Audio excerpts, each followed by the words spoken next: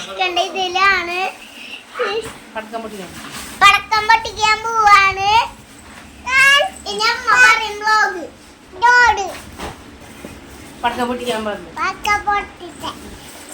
അങ്ങനെ ഞങ്ങളിതേ പടക്കം പൊട്ടിക്കൽ അങ്ങോട്ട് സ്റ്റാർട്ട് ആക്കി.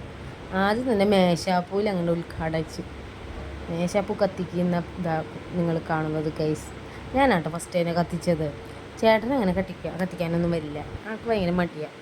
ആൾക്ക് ചില സമയം കാര്യങ്ങളൊക്കെ ഉണ്ട്, അങ്ങനെ വരും. ഞാൻ ഉണ്ണികളും കൂടിയാട്ടോ ഇപ്രാവശ്യം പടക്കമൊക്കെ പൊട്ടിച്ചത്. എല്ലാതൊന്നും പൊട്ടിച്ചില്ല. നാളെ മറ്റന്നാളൊക്കെ വേണ്ടേ, കാരണം കുറച്ച് മാത്രം എല്ലാത്തിനും 2 എണ്ണമൊക്കെ വെച്ചിട്ടൊക്കെ പൊട്ടിച്ചുള്ളൂ. അധികമൊന്നും പൊട്ടിച്ചില്ല. അപ്പോൾ ആർക്കുഞ്ഞി നല്ല പേടിയാണ്. ആള് കത്തിക്കുന്ന കാണുമ്പോഴത്തേക്ക് ഓടും. പിന്നെ ചറപറയൊക്കെ നല്ല സൗണ്ട് ഉണ്ടല്ലോ, ആൾക്ക് പേടിയായത് കാരണം ആൾ കുറച്ച് നേരം നിൽക്കും. കത്തിക്കുന്നതെന്ന് കാണുമ്പോഴത്തേക്ക് അകത്തെ ഓടി കയറിയിട്ട് ആൾ. ഇപ്രാവശ്യം കൂടുതൽ അപ്പൂസ പൊട്ടിച്ചത്. കഴിഞ്ഞ വർഷം വരെ പേടിച്ച് മറന്ന ആൾക്ക് ഈ പ്രാവശ്യം അവന് എന്നെ എല്ലാം പൊട്ടിക്കണം.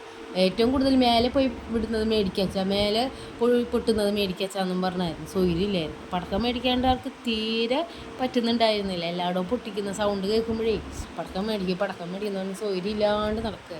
നമുക്ക് പാർക്കുഞ്ഞ് പേടിച്ച് പടക്കം പൊട്ടി കഴിയുമ്പോൾ കഥ തുറന്ന് വരും. അതുവരെ അകത്തിരിക്കും, പുറത്തേക്ക് വരും. അങ്ങനെയായിരുന്നു കേട്ടോ ആൾ. അവസാനമായപ്പോൾ ഞാൻ ഒരു കമ്പിത്തിരിയൊക്കെ കത്തിച്ച് കൊടുത്തു ആളുടെ കയ്യിൽ. ഞാനും കൂടി പിടിച്ചത്. അപ്പു കുഞ്ഞ് മേശാപ്പൂ കത്തിക്കുന്ന ഇതാ കാണിക്കുന്നത് കേട്ടാ. ആൾ ഭയങ്കര എക്സൈറ്റ്മെൻറ്റിൽ ഇങ്ങനെ കത്തിച്ച് നടക്കുക. മതിയാവണില്ല, കത്തിച്ചിട്ടും ഇനി കത്തിക്കട്ടെ എന്നുള്ള ഇതാണ്. എല്ലാം കഴിഞ്ഞപ്പോൾ അവസാനം കമ്പിത്തിരിയായി. ബാക്കിയൊക്കെ ഞാൻ എടുത്തു വെച്ചിട്ട് നാളെ പൊട്ടിക്കണ്ടേ എന്നൊക്കെ പറഞ്ഞ്. ചക്രം കൂടി ഉണ്ട്, അത് കറക്കുക. ഒരെണ്ണം കത്തിച്ചത് ആകെ ചീറ്റിപ്പോയി. ഞങ്ങളുടെ മുറ്റത്തിട്ടിട്ടാന്ന് തോന്നുന്നു, അധികം കറങ്ങിയില്ല. പക്ഷെ ഇതിപ്പോൾ റോട്ടിലിട്ടപ്പോൾ നന്നായി കറങ്ങിയിട്ടാണ്, നല്ല ഭംഗിയിൽ കറങ്ങുന്നുണ്ട്. ഫോണിൻ്റെ ഇതിലാണ് ക്ലിയർ ഇല്ലാത്തത്, എൻ്റെ ക്യാമറയുടെ പ്രശ്നം. എന്നാലും നല്ല രീതിയിൽ പടക്കമൊക്കെ കണ്ട. അവസാനം ഞാൻ പറഞ്ഞു പാറുന്നതും കൊണ്ട് ഞാൻ എൻ്റെ കൈയും പിടിപ്പിച്ച് കമ്പിത്തിരി കറക്കി. വലിയ കമ്പിത്തിരി, ചെറുതൊന്നും എടുത്തില്ല. ഉണ്ണിയുടെ കൈപ്പള്ളി എനിക്ക് അപ്പോൾ ഭയങ്കര ഇഷ്ടമായി.